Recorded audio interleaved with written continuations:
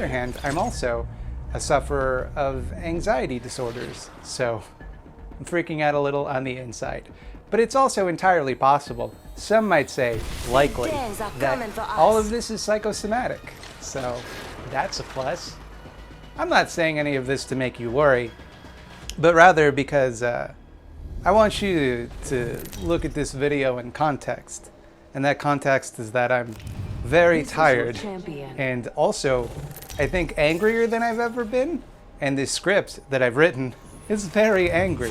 And I'm not sure I'm going to be able to perform it as angrily as I should. And also I don't know if it makes any sense. So we'll find out in the comments later. Hey, thanks for watching. Here's the video now. The video's about to start. Get ready. Pro wrestlers have a term called kayfabe that describes maintaining the fiction that pro wrestling is an unscripted athletic competition and not a choreographed entertainment routine. Actors, even method actors, commit to parts while portraying their characters, but professional wrestlers are expected to stay in character at all times, or at least not to do anything that contradicts the fiction of their character publicly. Nobody, aside from maybe some very small children, are fooled into thinking that pro wrestling is real. Don't get me wrong, though, it's no less impressive for being fake. What these people do with their bodies to entertain a crowd is unbelievable.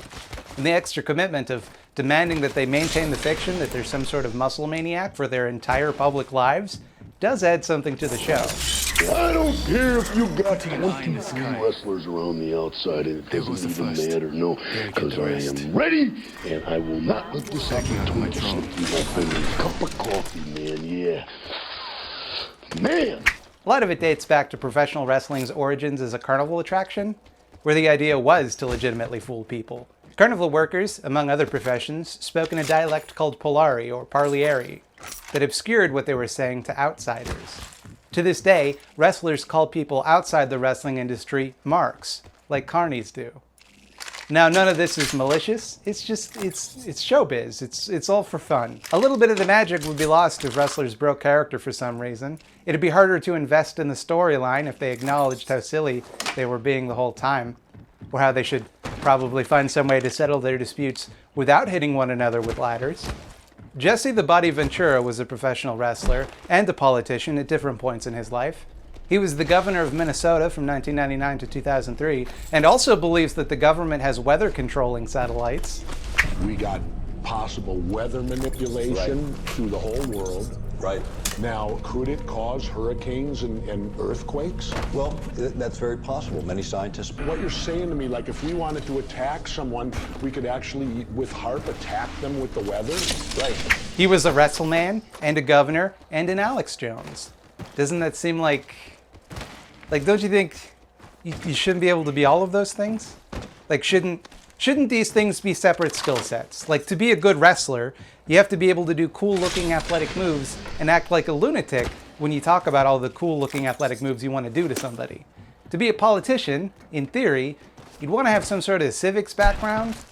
And it's not that a wrestler would necessarily lack the credentials to be a politician, but it just feels really unlikely, right? In the wake of the COVID-19 pandemic, we've seen every world leader, every political party, every company, and every world government just trip over their own dicks constantly.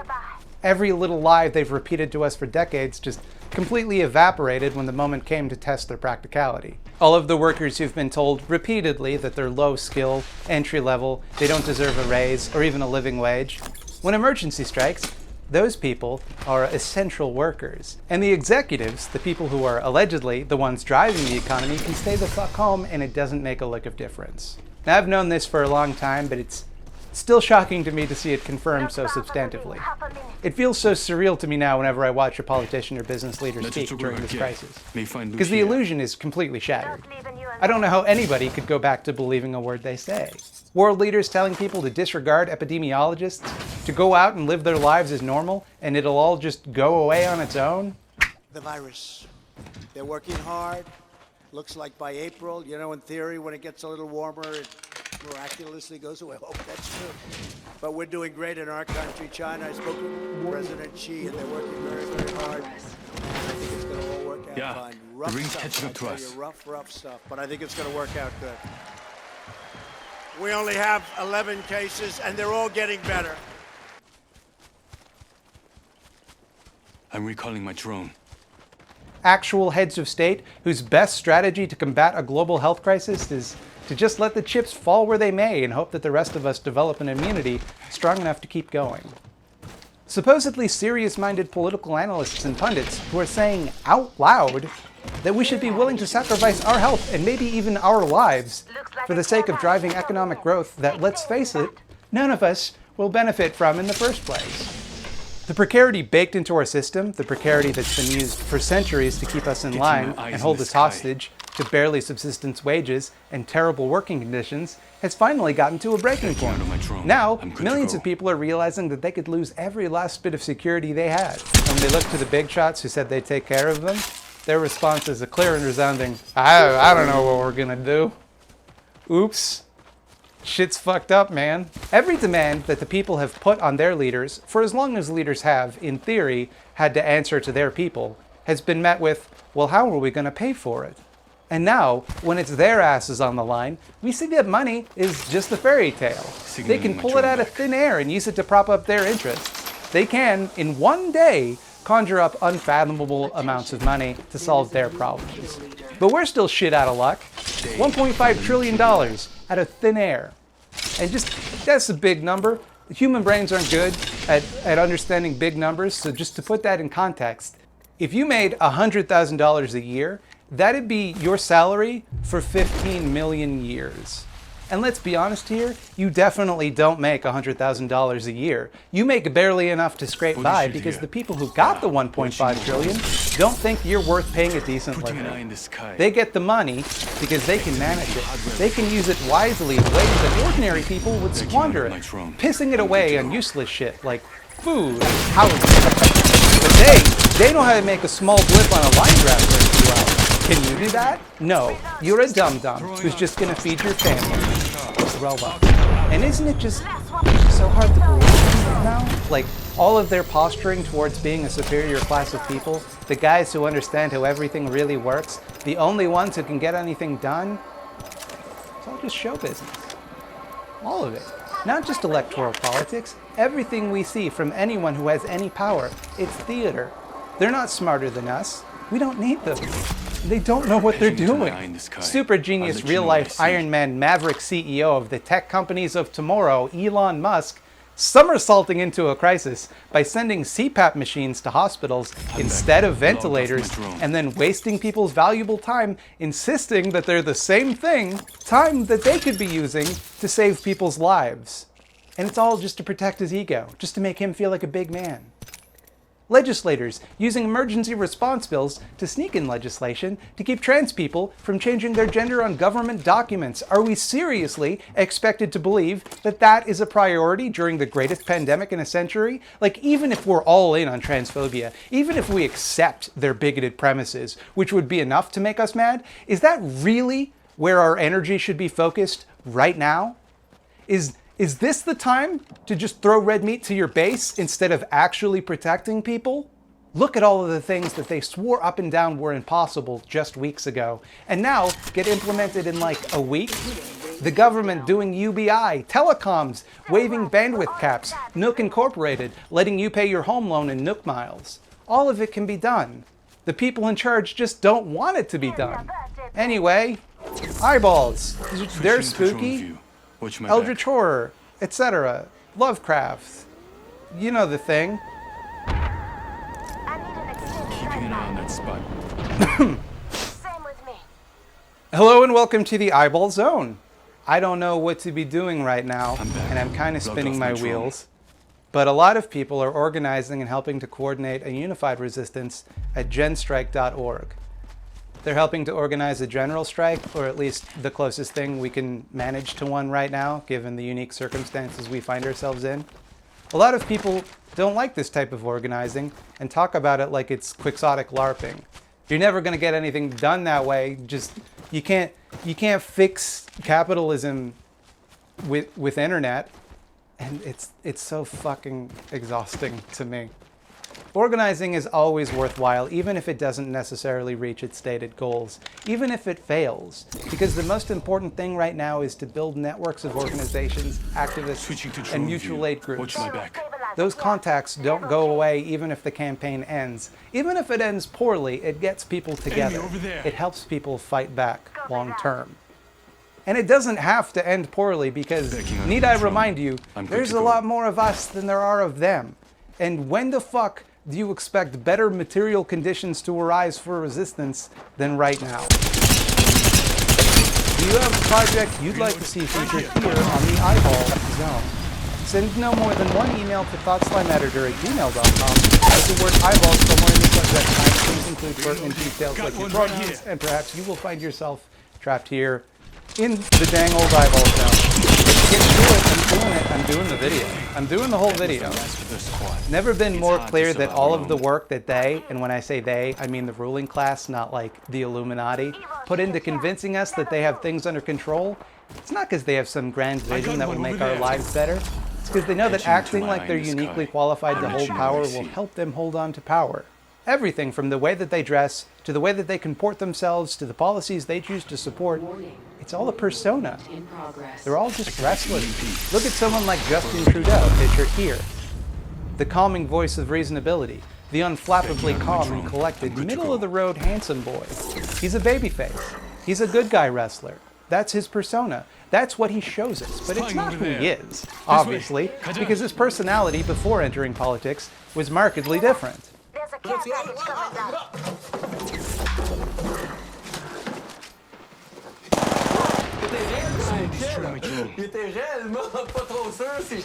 Also, when asked by reporters if now is the time to push forward on building the Coastal GasLink pipeline, given that the people protesting it are now forced to remain inside under quarantine, his only response was that he has every confidence that the company would act in accordance with health and safety guidelines, which I'm sure is of great comfort to the descendants of people who have been consistently attacked, often deliberately, by illnesses we settlers have inflicted on them. Great job, Mr. Prime Minister. That is not good guy shit. Now look at Donald Trump, the guy with the shitty haircut who keeps telling everybody how much smarter he is than everyone else. The guy who insults everyone, gives them all demeaning nicknames, and lashes out at anyone who gives them a question that isn't couched in song and praise. You said that you were going to have responsibility, but you did disband the White House pandemic. The officials that were working on that left this administration abruptly. So what responsibilities do you take to that? Well, I just think it's a nasty question because what we've done is, and Tony has said numerous times that we've saved thousands of lives because of the quick closing. And when you say me, I didn't do it. We have a group of people. I could ask perhaps by administration, but I could perhaps ask Tony about that because He's a heel. He's a wrestling bad guy. His fans like him because he pisses off the people they don't like. Like me, for example. I've been pissed off every single second of my life for like 4 years straight, at least. Right here. Trump doesn't understand much, but he understands this dynamic better than almost anyone else in politics. Right here. That it doesn't really matter whether people like you or hate you. What matters is that they're talking about you. What matters is that they're paying attention to you. Why do you think he's always bragging about his TV ratings? The more people pay attention to him, the more he's going to look important and serious to some people. How do you think he shored up the Republican nomination so easily? All of the other candidates were trying to be likable, when they should have just leaned in to how naturally unlikable they are. Make a brand out of your unique obnoxiousness. They're not fun to watch. They're not fun characters. But this guy you love to hate. This guy tells his story. And watch, too, how liberals lean into it. How come they can make fun of his silly costume, of his personal affect, the way that he says the word, but not really his policies. Sure, they're performatively mad the children are put in cages, but they don't care that their guy did it first. And don't call them concentration camps. That's divisive. Stick to calling him Tito Mussolini, because his tan is bad, see. That's the message that'll win over voters. Vote for us, because the other guy is ugly. That's why satire is dead, because the persona of all of our public figures is already a pastiche. When you make fun of them, it's like making fun of pro wrestlers for being fake. Everyone knows. Nobody cares. That's what makes it fun. And that's all this is to them. Fun. A play. And I don't understand how anyone can buy it anymore. I don't understand how anyone can truly respect the authority of these people on either side. I don't understand how anyone, in light of the crisis that faces us right now, can remain invested in what they have to say. When so often, what they have to say turned out to be, don't worry about it, or, yeah, we'll see what happens. Anyway, that's all I got for this week. I'm not doing great. Hello everyone, thank you for watching my video. Please press the like button and also subscribe to me here on youtube.com. You can also catch me streaming every Thursday at 8 p.m. Eastern Standard Time on twitch.tv/ThoughtSlime. I hope you're all staying healthy and taking care of one another right now. I know it's a hard time for people, and I don't really know what to say, but I don't know if I'm necessarily in a place to provide comfort. Thank you. The moment. Tell me when we win, you hear me? That's my situation right now. Can't really be useful, but I can farm like 100 tarantulas in Animal Crossing New Horizons. That's where I'm at emotionally. So, is that how you live? Goodbye. Close. 60 seconds left. Just getting back to the recharge. Prepare yourself. We have an enemy. Recharging the shields. 45 seconds. Rings just up ahead.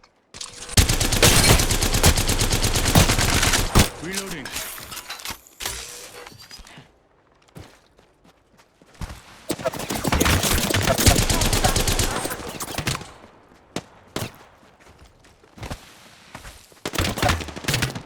Recharging my shield.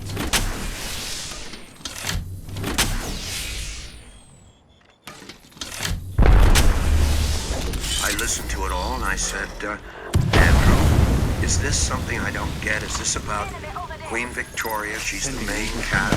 Disraeli and Gladstone are other cats, and then there are, 4 cats. Am I missing this? And he took a terrible, painful, long pause and said, Hal, it's about cats. And we never discussed it again. Let's go this way.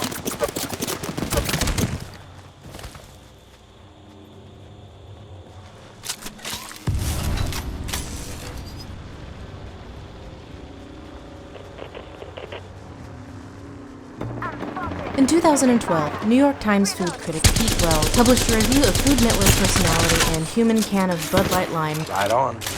Right on! Guy Fieri's massive Times Square restaurant, Guy Fieri's American Kitchen and Bar, fittingly located right across the street from the Majestic Theater, which at the time had hosted Phantom of the Opera on Broadway for nearly 25 years. And while some 8 years later we've come full circle to where we've all decided that Guy Fieri is both prime meme fodder and also good now, people shit on that dude all the time.